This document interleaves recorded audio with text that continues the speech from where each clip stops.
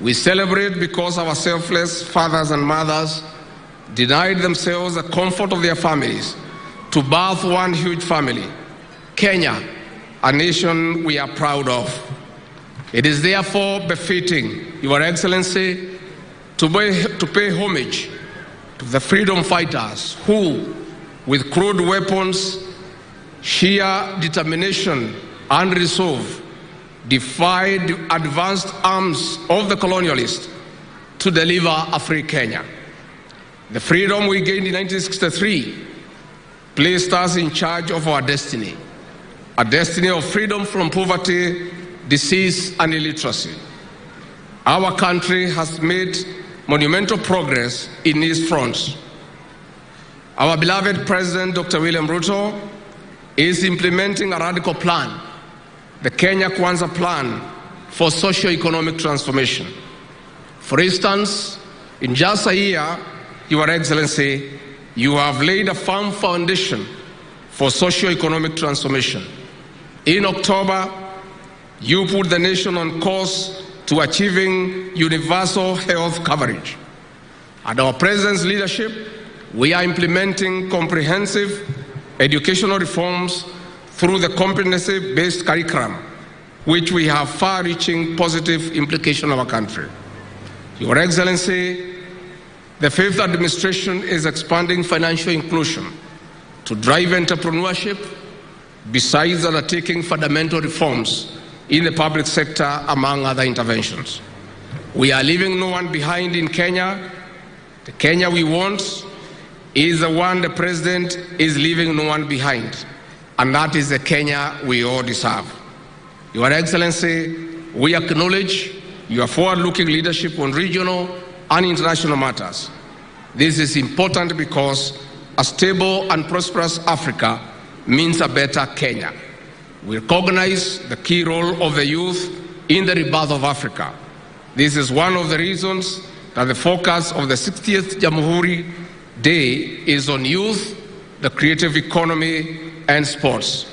Your Excellency, it is now my duty and privilege to welcome you to address the nation. Mr. President.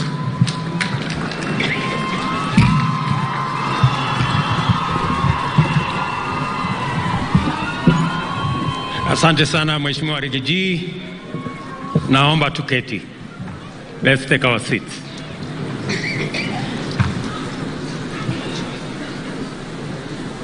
Your Excellency, President Zuide Zalewok, the President of Ethiopia, Your Excellency, President Hussein Ali Mwinyi, the President of Zanzibar, the Vice President, His Excellency Prosper Bozombanza, the Vice President of Burundi, my sister Rebecca Kadaka, First Deputy Prime Minister of Uganda, Excellencies, ladies and gentlemen, Wakenya wenzangu, hamjambo. Wakenya hamjambo. Wakenya hoye. Wakenya hoye. Mimi kwanza, kabla sijasema mambo machache, nataka niwaulize ndugu zetu waliotutembelea, marafiki zetu, our friends from the region who have come to join us in this celebration. I want to start with my sister to bring her greetings from our neighbors in Uganda, the First Deputy Prime Minister, my sister Rebecca. I know you understand some Kiswahili. Tafadhali tumpishe hapo aweze aje atusalimie na atupatie salamu kutoka nchi jirani na mzee wetu, mzee rais wa Uganda. Karibu.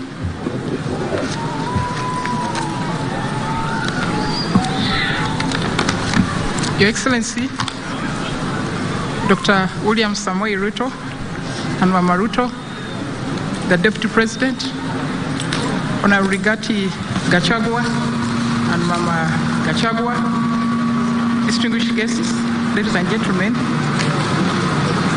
This is a message from President Yoweri Museveni, who was not able to attend, but he has asked me to pass it on to you. It is a great pleasure and honor to join you, my brothers and sisters, to mark Kenya's 60th independence anniversary. I congratulate the people of Kenya upon this great milestone.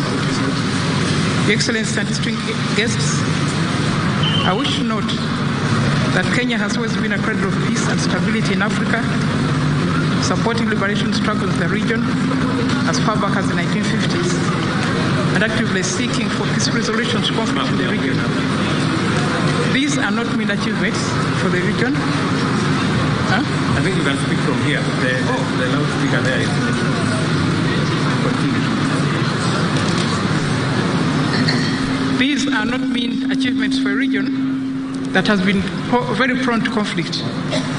I therefore would like to recognize Kenya's unique contribution as a frontline state in the liberation struggles. I would like to pay special tribute to Mzee Jomo Kenyatta, the founding father and first president of the Republic of Kenya, for his courageous and heroic role in the freedom struggle within the region and beyond. With our people's civil wars and liberation struggles of the last 70 years, the ideological landscape of the area has changed. This radical change has, however, not yet been translated into a political union that some of our leaders, like Nkrumah, Nyerere, and Kenyatta, had envisaged at independence. Nevertheless, that dream has been revived. We have intensified the discussion on political integration, the need for the East African Federation. The future for this cause is at its brightest. Economic and political integration is permanent cure for Africa's weaknesses and marginalization in the world. Africa must cure itself of the victim mentality and take the initiative of shaping her own destiny. We have an unprecedented advantage of a market of 1.3 billion people. This is a formidable treasure in our hands. It has the potential of not only making us richer, but also earning us respect in the world as a power to reckon with. In 1986, when the NRM captured power, Uganda's population was a paltry 15 billion people. The East African community would have compensated for Uganda's whole internal market had been brought to its knees. The NRM government lost no time in working with our Tanzanian and Kenyan brothers and sisters to revive the East African community. Our concerted efforts paid off in 1999 when the regional member states Uganda, Kenya, and Tanzania signed the treaty which will establish the East African community. The community has since grown with the addition of Rwanda, Burundi, South Sudan, Democratic Republic of Congo, and recently Somalia. The regional economic groups like ECOWAS, COMESA, EAC, SADC have helped to raise the volume of trade among the African countries, and with the signing and ratification by individual member states of the African Continental Free Trade Area, Africa now boasts of the largest free trade area in the world. This is true harnessing of power. We must continue consolidating Africa's great potential to our advantage. It must be remembered that Africa was forcefully integrated into the world economy as a source of cheap labor and raw materials for Western industries. Africa has donated enough wealth to the rest of the world. It is time to cut off the proboscis of the parasites whose wealth has been sucked from our mines, soils, forests, lakes, etc. Our chief interest should be to secure the survival and prosperity for our children and their children.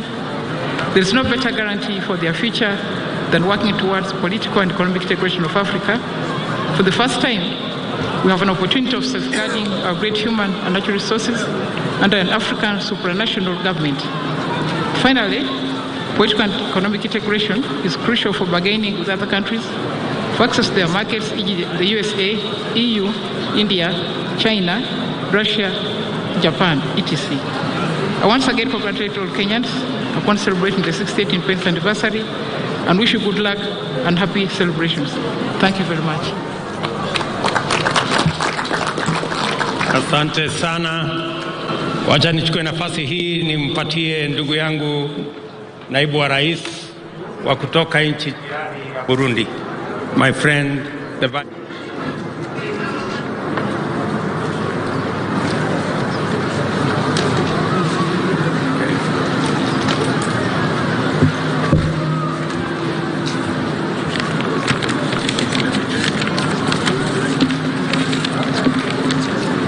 Excellency William Samuel Ruto, President of the Republic of Kenya, Excellency the First Lady Mama Ruto, Excellencies Head of State and Government, Excellencies Heads of Delegation, dear Kenyans, ladies and gentlemen, all protocol observed.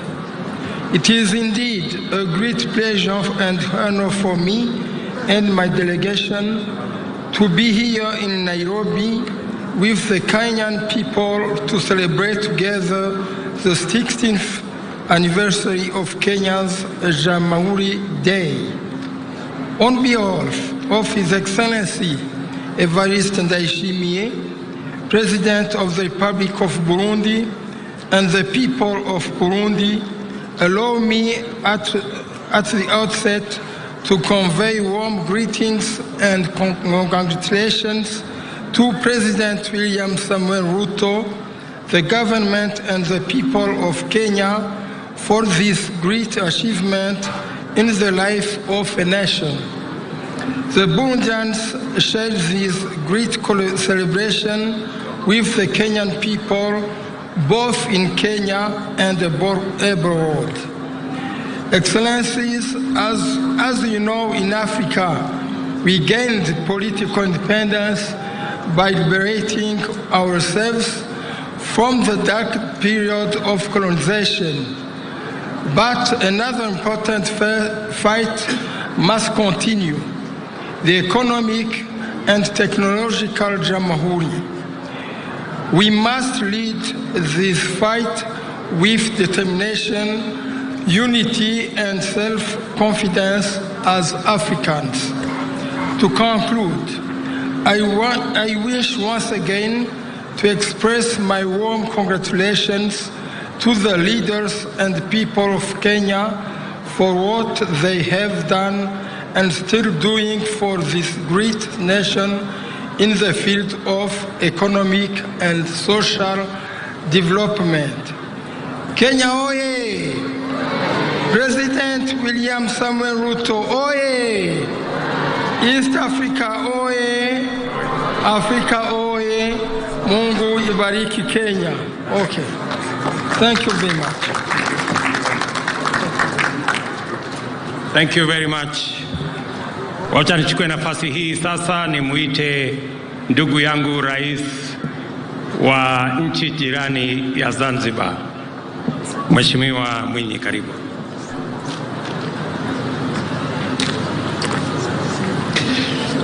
Mheshimiwa Dr. William Ruto, Rais wa Jamhuri ya Kenya, na Mama Ruto, Mheshimiwa Makamu wa Rais wa Jamhuri ya Kenya, Mheshimiwa Waziri Mkuu na Waziri wa Mambo ya Nje na Diaspora wa Kenya, waheshimiwa viongozi wengine nyote mliopo hapa, waheshimiwa wageni waalikwa wenzangu, natambua uwepo wa Rais wa Ethiopia, Makamu wa Rais wa Burundi na Naibu Waziri Mkuu wa Uganda, ndugu wananchi wa Kenya, mabibi na mabwana.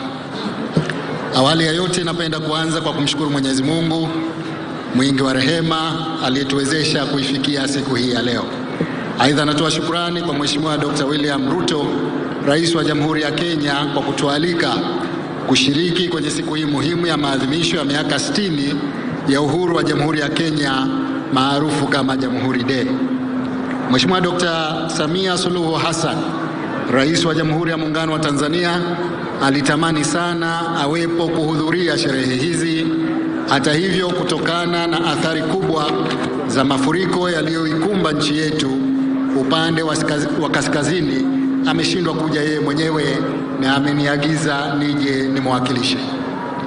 Kwa niaba ya serikali pamoja na wananchi wote wa Jamhuri ya Muungano wa Tanzania, napenda nitumie fursa hii kutoa pongezi nyingi kwa serikali na wananchi wa Kenya kwa kuadhimisha siku hii ya kihistoria kwa taifa lenu. Kipekee naipongeza sana serikali na wananchi wa Kenya kwa mafanikio makubwa mliyoyapata katika kipindi cha miaka 60 iliyopita.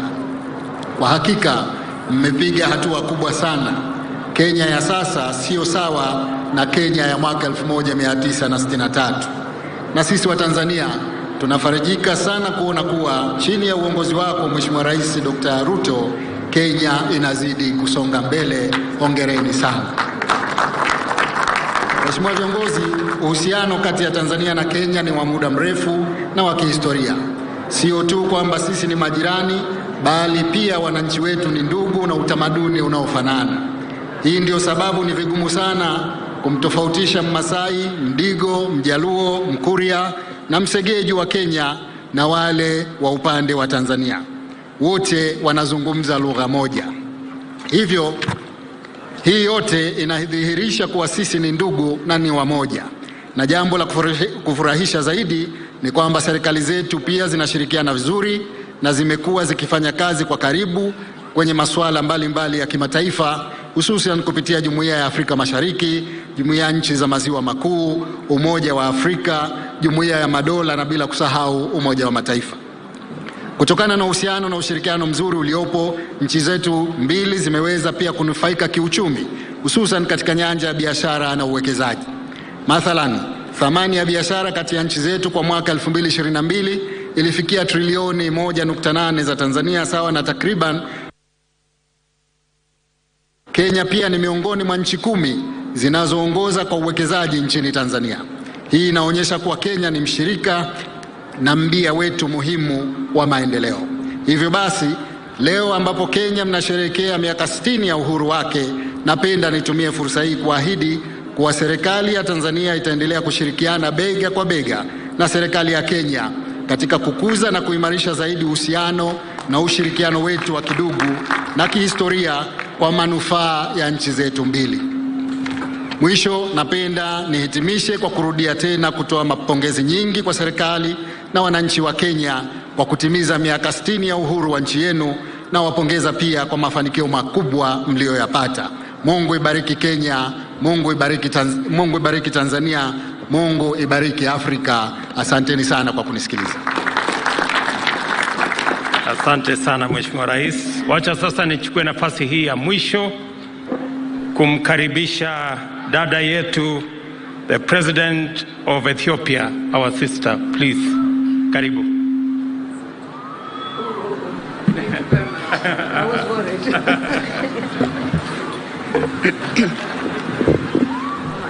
Thank you very much, Your Excellency, Dr. William Ruto, President of Kenya, my sister, First Lady, Madam Ruto, Your Excellency, the Deputy President, many friends gathered here, my foreign dignitaries, and the great people of Nairobi and Kenya. For me, this is the 8th Jamhuri Day I'm celebrating here in Nairobi since 2011. I had the immense privilege of joining you with the huge UN family present in this city, Nairobi, which is the seat of the 2 global programs of the United Nations, the 2 only ones in the Global South, and also a headquarters of the United Nations. Today I'm here representing Ethiopia to this very important celebration of your Independence Day, and I have the honor and great privilege of bringing to you greetings, warm greetings from your brothers and sisters in Ethiopia. 60 years is indeed a milestone. I have been, as I said, a witness of the great progress that Kenya has made since its independence. I would like to wish you success and prosperity and happiness to the great people of Kenya, which is an extraordinary host for whoever comes to this country. So I would like to wish you a Merry Christmas, a Happy New Year, and really long life, Your Excellency, and a happy Jamhuri Day to all of you, and may God bless this beautiful country and its people. Thank you very much for this opportunity.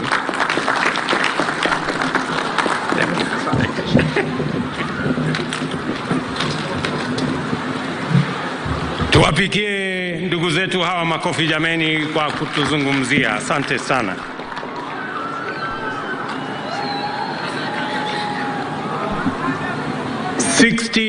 Years ago, on a day like this, Kenya took its final step of the freedom struggle to become a sovereign republic. I am delighted to have the privilege of leading our nation in celebrating this milestone in our journey to national independence. According to the vision of our forefathers who fought for this country's freedom, independence was intended to bestow on us the gift of political as well as economic self-determination. This anniversary gives us the opportunity to gather as a family and reflect together on how we have fared over the course of 6 decades. It is clear that we have made undeniable progress on many fronts, and as a result, our nation has come a long way in the right direction. Before that first Jamhuri Day, Kenya's sovereignty was exercised by an unelected foreign and colonial power for the benefit of an occupying minority. We have since matured from a single-party state to a competitive, multi-party democracy and a devolved system of governance with robust checks and balances under the Constitution that was ratified by the people of Kenya in the year 2010. Along with the maturity of our democracy, Kenya's institutions of governance have evolved significantly. Parliament, for example, is now, more than ever, an independent, assertive organ of government with its own calendar and its own budget. As a result of this autonomy, party positions on important national issues are much more clearly defined, and whenever circumstances and the national interest demand, bipartisan engagement across the political divide is pursued in a structured manner. Proposals currently before Parliament on the enhancement of the autonomy of our county assemblies prove that our assemblies at the county level are also making encouraging progress in their maturation into independent watchdogs, policymakers, and representatives of people at our counties. Devolution is growing its roots deeper to connect with the soul and spirit of our nation. We have consistently allocated more resources and made them available on time, and supported measures to further empower county assemblies to become good stewards. Our political culture has also evolved considerably. We are now committed to making sure that at every election, our democratic competition is less about personalities and tribes and more about issues and the national interest. As a result, the last general election, which serves as a very solid beacon of this new direction, reflects the true will and confidence of the people of Kenya in democracy. Without the rule of law, ladies and gentlemen, our democracy falls short of serving us as a people. The judiciary, which is our nation's foremost anchor of the rule of law, continues to grow in its capacity to authoritatively discharge its constitutional mandate and make justice a right of every Kenyan. To provide effective and efficient services to the people, we have enhanced resources available to the judiciary, promoted respect for its independence, and submitted to its authority in order to deepen our credentials as a nation guided by the rule of law. To complete this framework of institutions designed to safeguard and promote constitutionalism and the rule of law, our constitutional commissions and independent officers have evolved to discharge their mandate in accordance with the Constitution and in the most constructive manner in support of good governance. The IEBC, Commission for Revenue Allocation, the Salaries Remuneration Commission, among many, have lived up to their constitutional expectations and Kenyans' aspirations. Today, there is much to celebrate about the strides we have made for the last 6 decades. The democratic credentials of our political culture are solid and our institutional maturity beyond any doubt. Fellow countrymen and women, 60 years ago, we certainly were far from where we are today. The progress we have made is undeniable.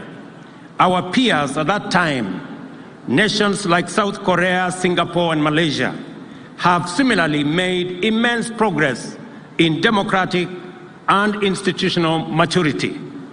They have, however, made much more economic progress than we, and as a consequence, we are much more advanced today. They are much more advanced today than we are. The point at which we stand today is the culmination of the collective endeavor of our nation's founding generation and those that came after them. The vision which inspired their struggle and sacrifice was one of a united, free, democratic, and economically prosperous nation. They fought for true sovereignty, which envisioned political democracy and economic prosperity. Our forefathers made huge sacrifices to win for Kenya the freedom we celebrate today, and the generations that followed have made their contributions progressively to bring our state, society, and economy to what it is presently. We gather today to express our gratitude, celebrate their legacy, and contemplate our contribution to accelerating future progress.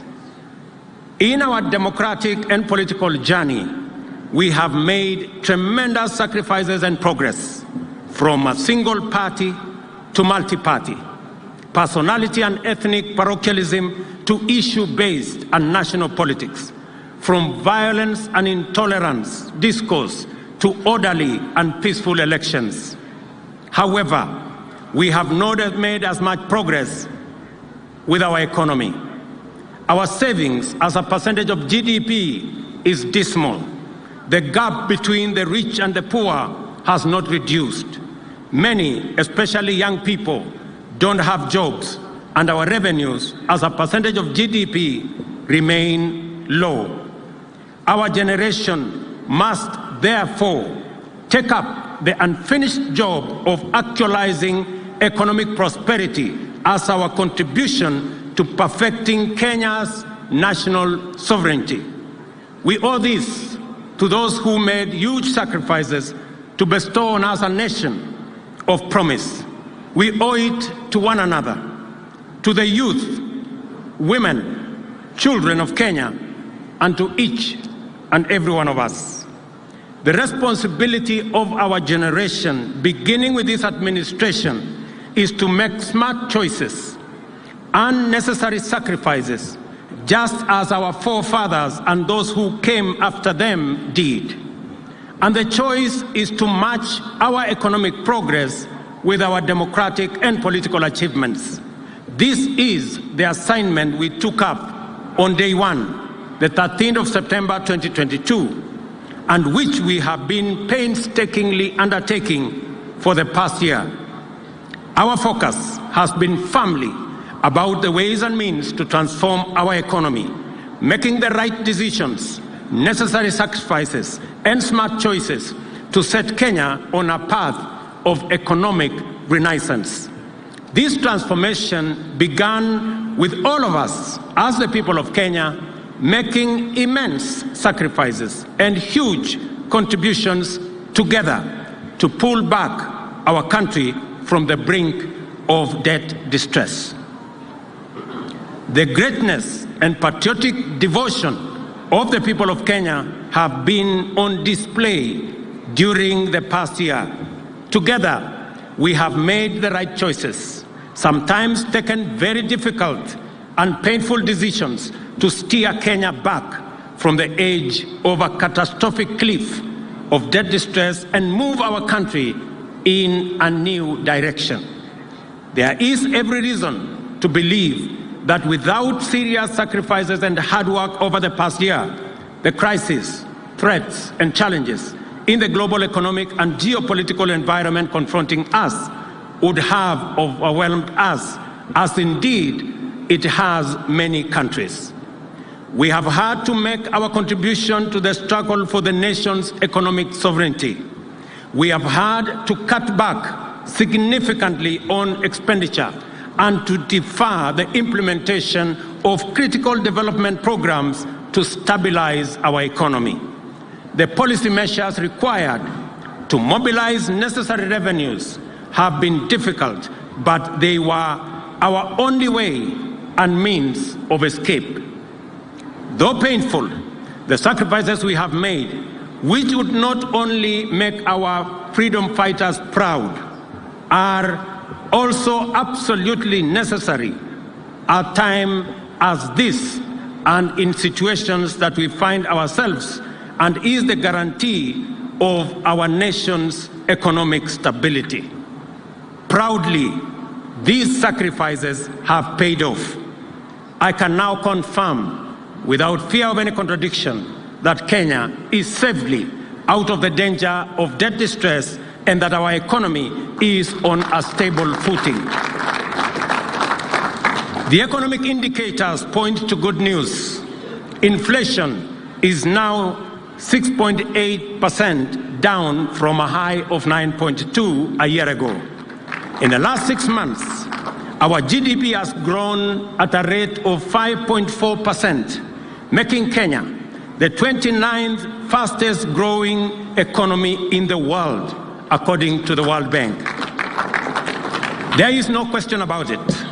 What we have done together, the price we have paid together, and the sacrifices we have made together have rescued our country from an economic catastrophe. After navigating our ways out of the difficult and complicated debt situation, our second action is to accelerate economic progress, which is the cardinal assignment of our generation.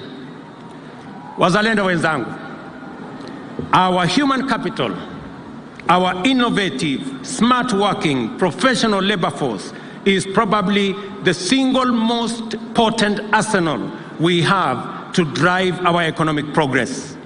Globally, Kenyans have excelled in semi-skilled, skilled, and professional occupations.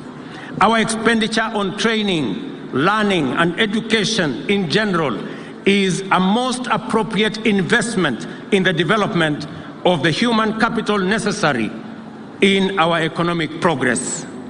Recognizing this, we have increased the total allocation to our education sector by an additional 127 billion this year.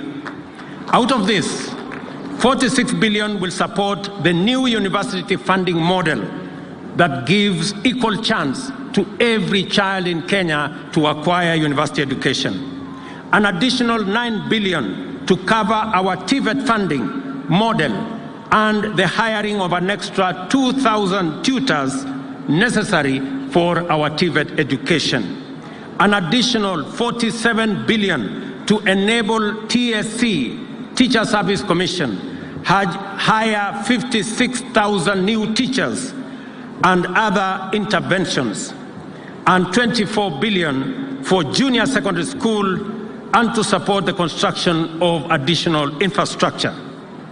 To cover the chronic classroom deficit in the city of Nairobi, we have undertaken to build 3,500 additional classrooms in the city of Nairobi, with the first 1 billion allocated in this year's budget.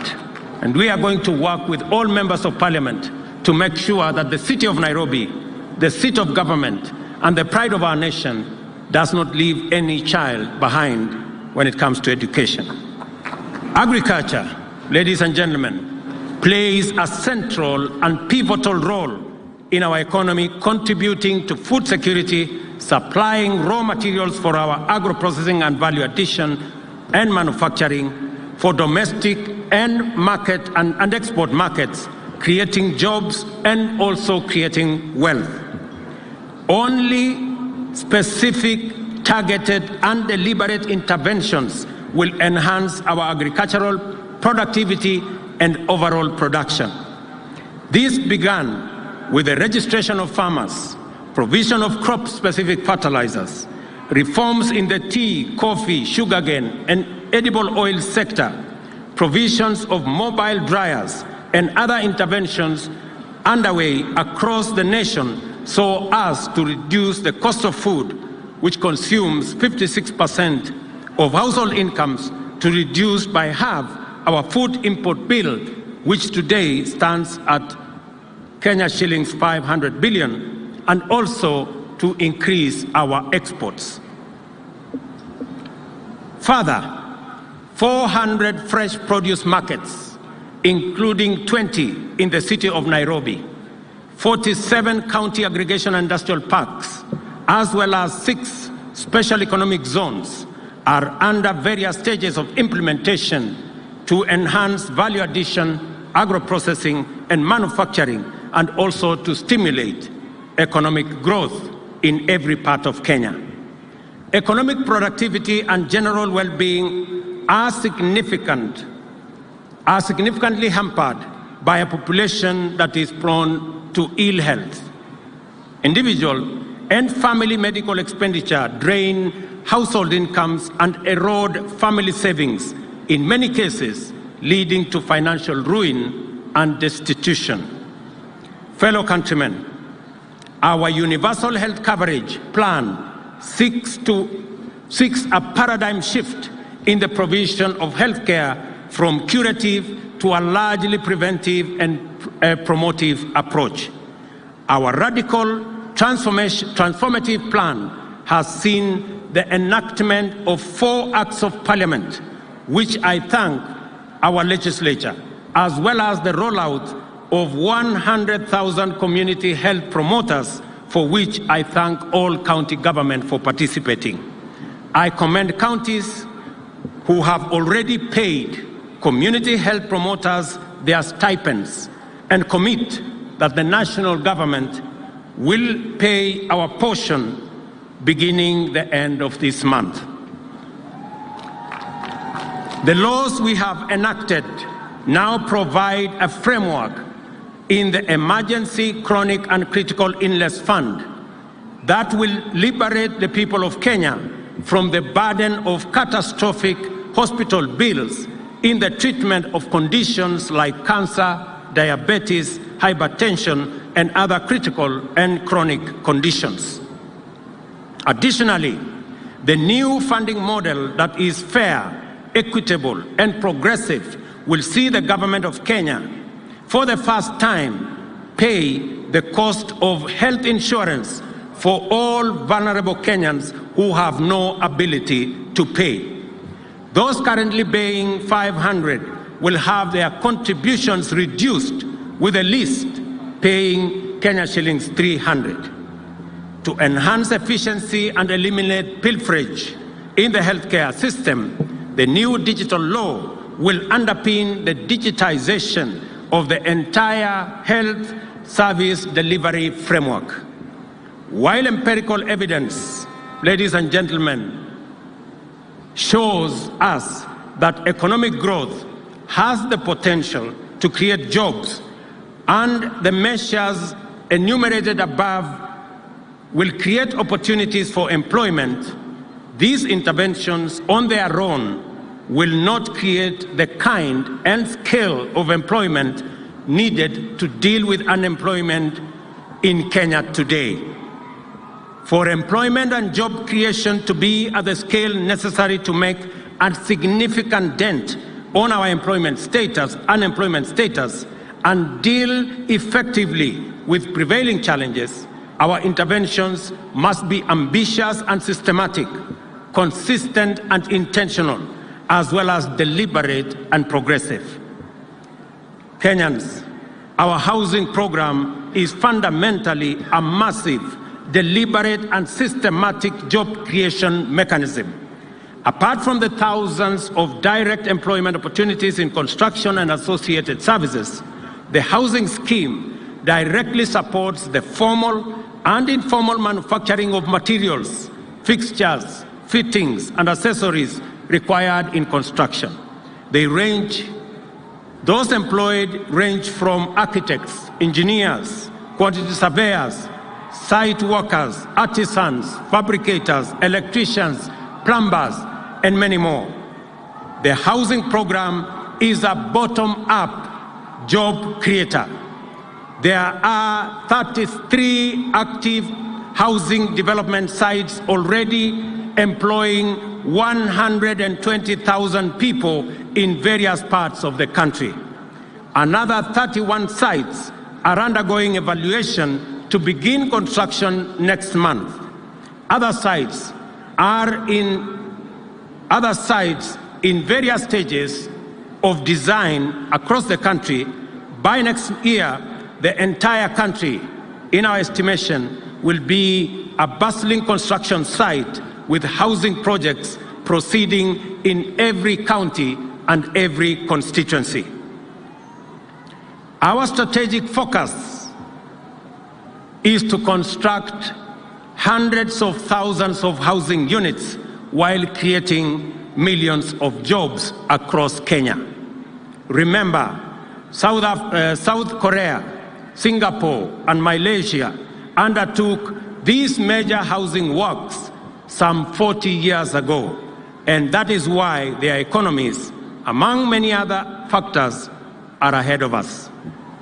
Yesterday, ladies and gentlemen, I signed into law amendments to the National Government County Constituency Development Fund Act, which set out a framework to anchor the development of ICT hubs in each of the 1,450 wards in the country. I salute members of Parliament for the partnership to expand our digital superhighway infrastructure to provide training opportunities and create thousands of digital job opportunities for young people across Kenya. We are also rolling out training and digital job opportunities in our TVETs countrywide. Already, 23,000 computers have been distributed, with many students now monetizing their skills online in our TVET institutions. We are also in discussion with county governments to jointly expand vocational training centers to accommodate ICT hub infrastructure so as to enhance the digital jobs footprint across Kenya. The digital job ecosystem, ladies and gentlemen, we are building is an intentional, dynamic, and innovative mechanism to create jobs in the technology and digital space. We have dedicated specific attention to infrastructure development to promote connectivity through a nationwide network of transport and communication infrastructure, actualize the constitutional right to clean and safe water in adequate quantities as enshrined in the Article 43 of the Constitution, and connect all Kenyans to electricity across the country.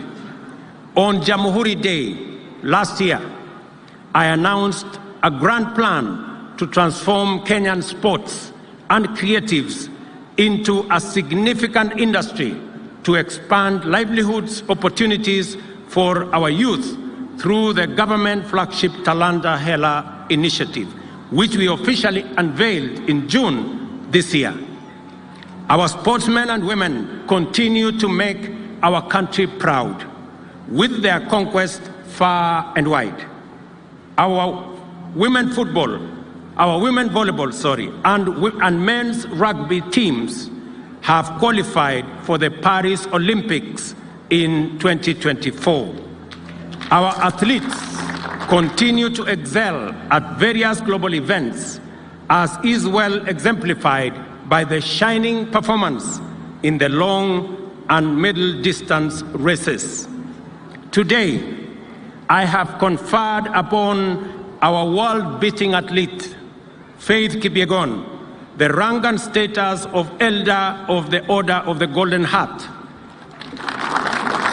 the highest honor our country awards its citizens who illuminate the path of excellence.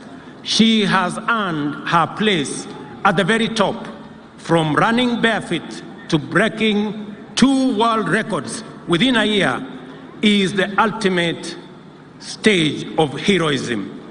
Faith's journey is an inspiration to all our young and aspiring athletes. I equally salute Ferdinando Manyala, Mary Moraa, Kevin Kiptum, Emmanuel Wanyonyi, Faith Cherotich, who have also registered their presence in the world stage, and they too will be fitted. This administration has also taken deliberate steps to build and invest in the creative economy.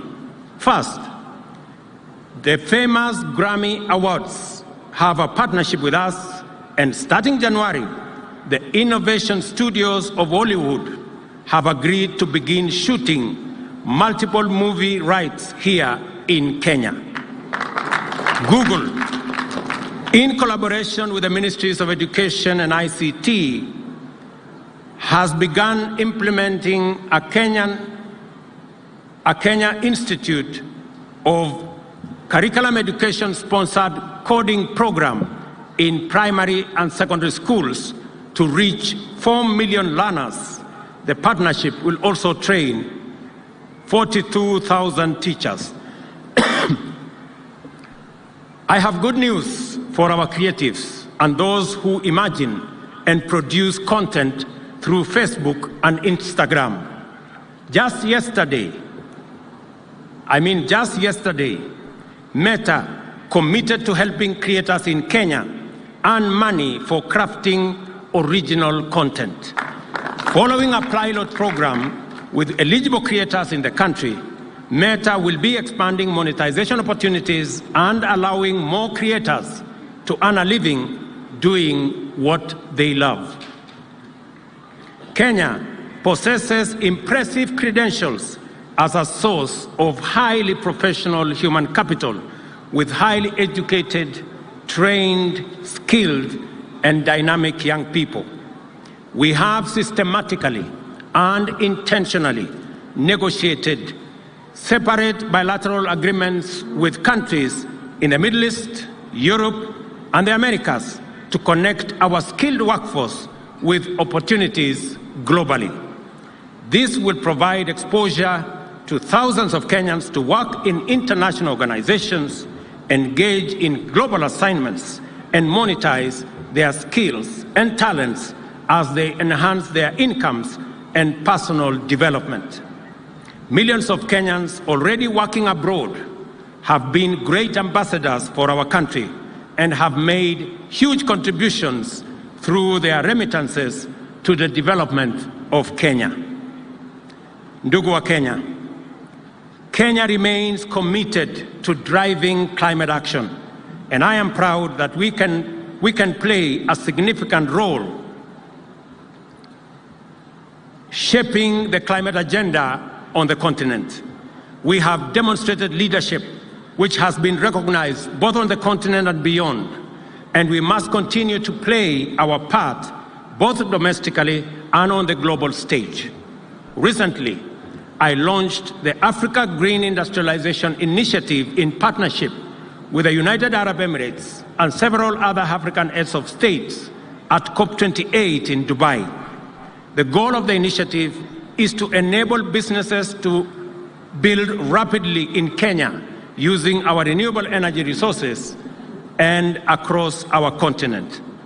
In keeping with our commitment, ladies and gentlemen, to correct the market failure in the provision of affordable credit, especially to those who have no access to any collateral, and to free millions of Kenyans trapped in the credit rating maze, the Hustler Fund has grown to become the largest financial inclusion program in Kenya, disbursing Kenya's shillings 42 billion to more than 21 million borrowers across Kenya.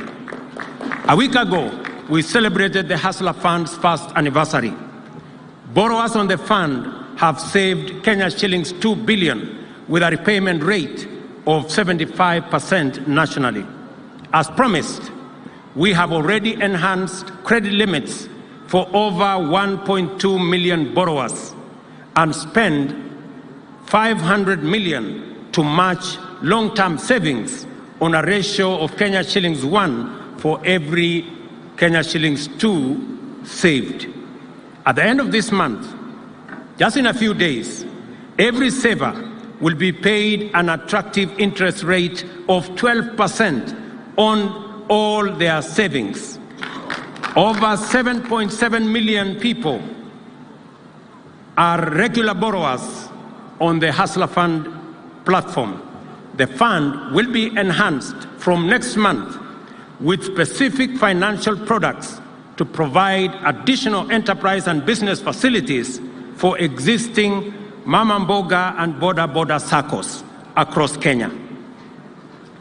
We undertook to build a culture of savings in Kenya as an effort to create long-term investment resources to fund our growth and development and provide better retirement for working Kenyans. The new NSSF contribution model has enhanced monthly contributions by 4.5 times. Consequently, the fund will raise an additional 400 billion in the next 5 years, tripling the value of the fund from 300 billion to over 1 trillion by 2027. Furthermore, our countrymen and women no longer have to wait for over 3 months to receive their retirement benefits. Owing to the digitization and automation, NSSF benefit processing turnaround time has improved significantly from an average of 82 days to 10 days, and with a further reduction envisaged in processing period to come down to 1 day by next year. We are also undertaking the expansion of retirement benefits coverage to 15 million Kenyans currently active in the informal sector through product innovation and bottom-up enrollment strategies at the grassroots level. Ladies and gentlemen, we made a commitment to our dear citizens who are elderly, orphaned, and those who live with severe disability that they shall receive their social protection stipends before public servants, including the president, receive their salaries. We have kept our word and delivered on this commitment. Consequently, all the 1,200,000 eligible beneficiaries now receive their stipends on time before we are all paid as public servants. We have, however, allocated an additional 2 billion shillings for newly enrolled beneficiaries who are undergoing verification at the moment, and we will begin to disburse their stipends by 1st March next year. This program has had challenges with the beneficiaries traveling long distances and spending considerable portions of their stipend on logistics. Working with Safaricom, we have structured a new delivery mechanism for all our stipend-earning beneficiaries to receive their stipends from M-Pesa agents in their localities. Orphans and persons living with severe disability will begin using this new mechanism this month in a few days. The elderly will, however, start in January because the process is being finalized. I commend Safaricom for demonstrating corporate patriotism and providing this service free of charge. Ndugu wa Kenya, Kenyans are doing their part to support the effort to stabilize and grow our economy. Their sacrifices and contributions are essential and must be honored. We are therefore taking strong measures to ensure that all public resources are administered transparently, efficiently, and in a secure manner. One of our best interventions is the use of digital technology and the migration of all government services and revenue collection to a single pay bill. Since this measure was implemented, we have witnessed a significant rise in total revenues collected. Besides enhancing revenue collection, digitization has eliminated revenue leakage through corruption and theft. It is most important that we sustain this progress in promoting integrity, transparency, and efficiency in resource management. And for this reason, I direct that all agencies observe the December 31st deadline to finalize the migration to e-Citizen platform. It is only right that I match this admirable commitment by the people of Kenya to do their part in getting the economy going and give an assurance that all taxes collected by government shall be put to their intended use and that no single shilling, no Kenyan shilling, shall be lost through embezzlement, theft, or corruption. I urge our justice, law and order institutions led by the judiciary and the anti-corruption agencies to discharge their mandate without fear, favor, ill will, or prejudice. I also give my personal undertaking to support the timely prosecution of all those involved in corruption without regard to their social, economic, ethnic, political status or connection or any other consideration whatsoever. This is the minimum that is expected of us in fulfillment of our constitutional mandate, and Kenyans deserve no less. The story of our nation's sovereignty cannot be fully told without mentioning the fundamental character of our territorial integrity, economic prosperity, political democracy, the rule of law, and the integrity of our social fabric. Our national security apparatus have remained a strong shield against terrorism, crime, and insecurity. As we continue to invest resources into the security sector, we continue to expect continuous improvement in its overall capacity to keep our nation's boundaries inviolable, our people's lives and property safe and secure. I cannot forget the public service. Every member of our civil service has been entrusted with a rare opportunity to make their unique contribution to national transformation. As such, they are at a most advantageous position to demonstrate our national values and principles of governance for the benefit of all Kenyans. Today, I appreciate you for being loyal servants dependable professionals, and true patriots, and urge you to do more as our people's partners in the transformation of Kenya. Much has been given to you by the people of Kenya, and therefore, much more is expected of you. On behalf of the people, I shall hold you to the highest standards of efficiency, effectiveness, transparency, and accountability in serving our nation.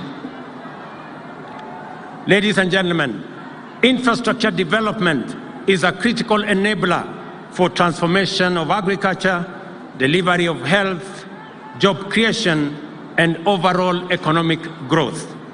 As a result, our investment in road and rail network, electricity generation and connection, and water harvesting, storage, and reticulation continue to be a critical component of our development strategy. A comprehensive multi-year plan is progressively being implemented to support the overall socio-economic development of the country.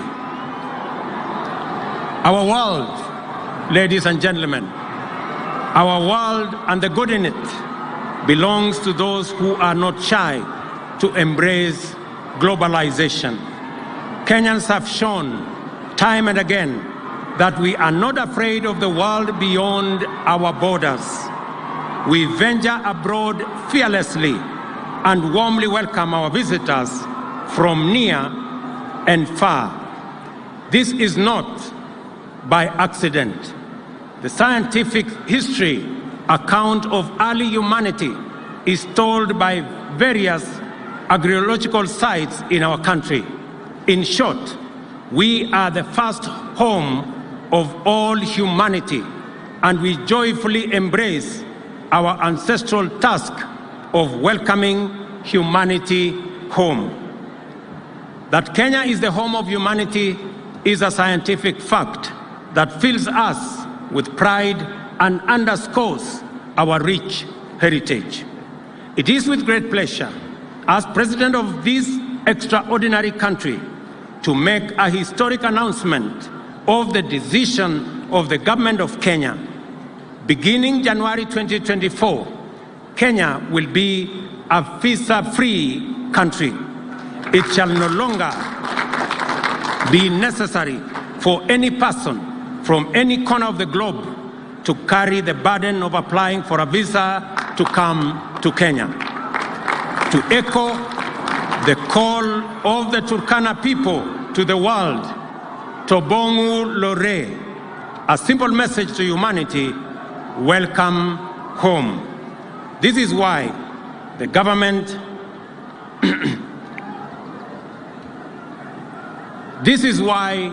of Kenya has abolished the requirement of visas for all visitors. To implement this new policy, we have developed a digital platform to ensure that all travelers to Kenya are identified in advance on an electronic platform. Consequently, all travelers will obtain electronic travel authorization as they come to Kenya.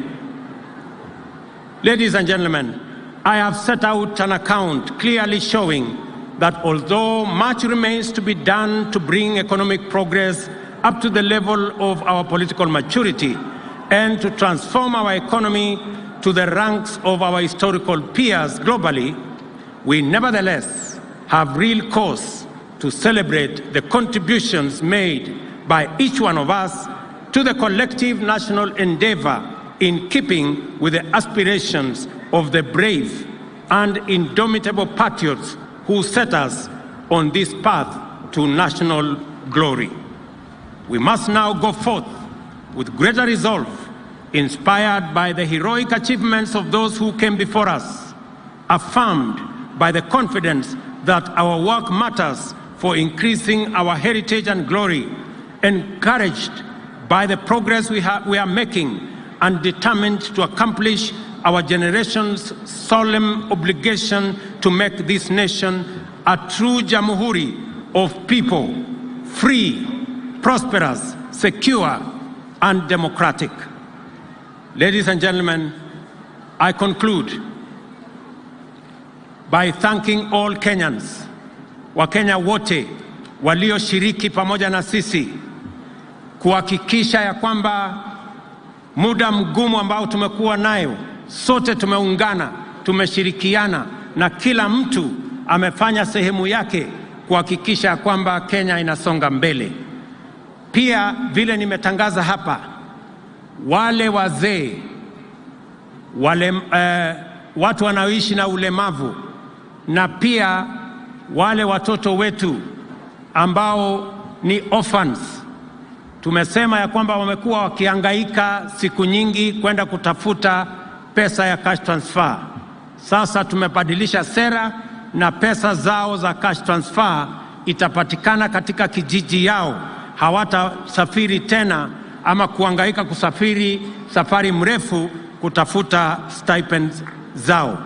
Vile vile tumekubaliana ya kwamba kwa mara ya kwanza serikali ya Kenya italipia wale hawana uwezo ili wawe na bima ya afya ya NHIF, so that kila Mkenya awe na bima ya afya. Na tumekubaliana vile vile ya kwamba funding model mpya ama mpango wetu mpya wa kulipa pesa ya bima ya afya sasa itawawezesha wale wamekuwa wakilipa shilingi 500, pia tutawapunguzia ije shilingi 300, ndio tuhakikishe kwamba kila Mkenya ako na bima ya afya. Na hakuna Mkenya tena, vile nimesema hapa, hakuna Mkenya tena akiwa na ugonjwa wa saratani ama kansa ama diabetes ambaye atauza mali yake ili aweze kulipia gharama ya hospitali, kwa sababu sasa tuko na hazina maalum ambayo itashughulikia Wakenya wote ambao wako na magonjwa ambayo ni chronic kama vile kansa ama saratani. Kwa hivyo mimi nawatakia heri. I take this very early opportunity to wish every Kenyan and all our friends near and far a Merry Christmas and a prosperous 2024. Asanteni sana. Thank you very much. God bless you. Mungu wabariki sana. Thank you. Kwa heshima naomba sote tusimame kwa wimbo wa taifa na wimbo wa Jumuiya ya Afrika Mashariki.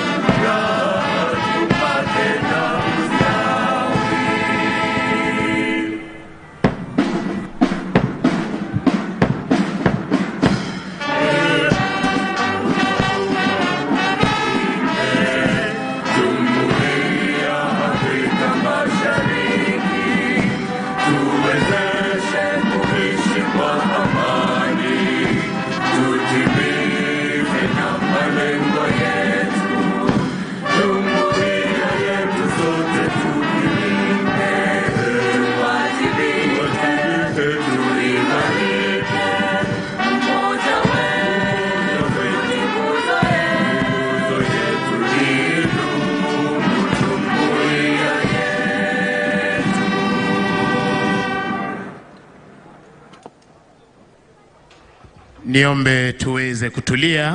Mwenzangu Mike Gitone atupe itifaki ya kufumukana mahali hapa. Kwako Gitone. Nitaomba sote viongozi tafadhali tutulie kwenye jukwaa ili tuweze kuelekezwa kwenye itifaki ya kuondoka. Niombe kwa heshima. Nafasi hii nitaomba tumpe nafasi Mheshimiwa Daktari William Ruto, Rais wa Jamhuri ya Kenya na Amiri Jeshi Mkuu, pamoja na Mama Taifa wakisindikishwa na Mkuu wa Majeshi ya Ulinzi Jenerali Francis Ogola kuweza kushuka kwenye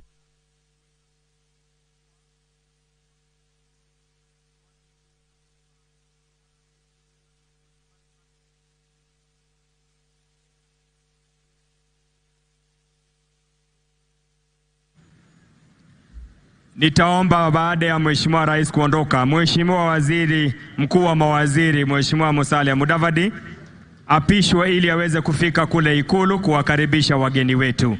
Baada ya msafara wa Mheshimiwa Rais Daktari William Ruto, Mheshimiwa Musalia Mudavadi, Waziri Mkuu wa Mawaziri, awe karibu ili kuweza kufika kuwakaribisha. Nirudie tena wale wengine, msafara wa magari yetu tapita hapa mbele. Kwa hivyo wale wanaohusika na itifaki tushughulikie viongozi wetu. Nafasi hii Mheshimiwa Daktari William Ruto nitampa nafasi ya kuondoka.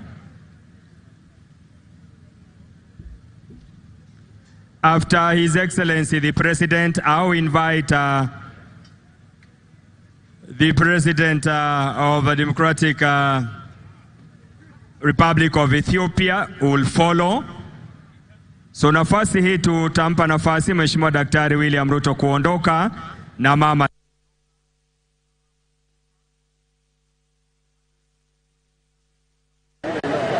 chukua baki. Anaondoka sasa Mheshimiwa Rais, mama taifa.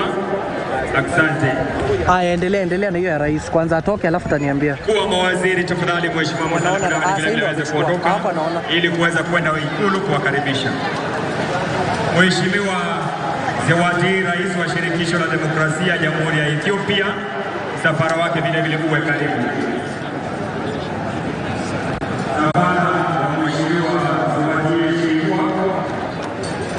Rais wa Shirikisho la Demokrasia ya Jamhuri ya Ethiopia, msafara wake karibu.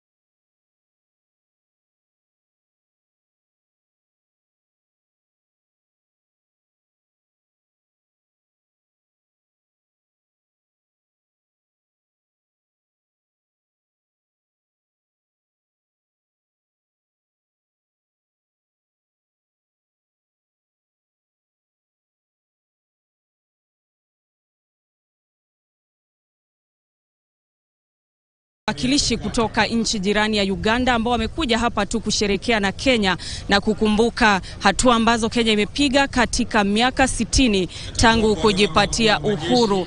Na basi sasa hivi viongozi wenyewe wanazidi kuondoka katika uga huu wa Uhuru Gardens. Bila shaka tayari msafara wake rais umeshaondoka na sasa ni msafara wa viongozi wengine ambao unazidi kuondoka. Mtazamaji, kugusia tu baadhi ya yale ambayo Rais William Ruto amesema leo hii katika hotuba yake. Kwanza kabisa amepongeza taifa hili la Kenya akisema ya kwamba miaka 60 baadaye tumepiga hatua nyingi katika kujipa uhuru na kujisimamia wenyewe, na vilevile akazungumzia asasi mbalimbali ambazo sasa hivi ziko huru, akitaja kama vile bunge, akitaja pia mahakama, akisema ya kwamba ziko huru kufanya maamuzi yao bila pingamizi yoyote.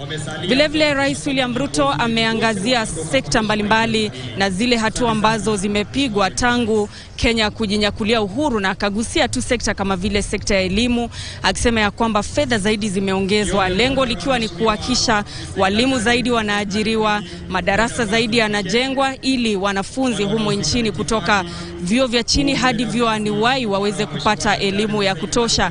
Vilevile rais amegusia swala ambalo amekuwa akigusia mara kwa mara la kuhitajika kwa visa kuingia humu nchini, na anasema ya kwamba Kenya ni nyumbani na hivyo basi hakuna yule ambaye anahitajika kuwa na visa, lakini akasema ya kwamba kutakuwa na ule mtandao wa kidijitali ambapo wale ambao wananuia kusafiri kuja humu nchini basi watakuwa wanajisajili pale kabla ya safari zao. Vile rais amezungumza kuhusiana na pesa za wazee ambazo hapo awali zilikuwa zinachelewa.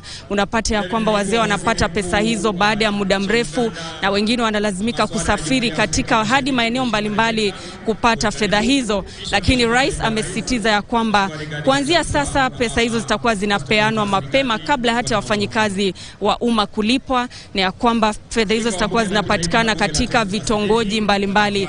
Na basi mtazamaji, siko peke yangu katika uga huu wa Uhuru Gardens, niko naye mwenzangu Abdi Aziz Hashim, na sasa nampisha angalau tueleze mawili au matatu. Hashim. Thank you so much. That is my colleague Nancy.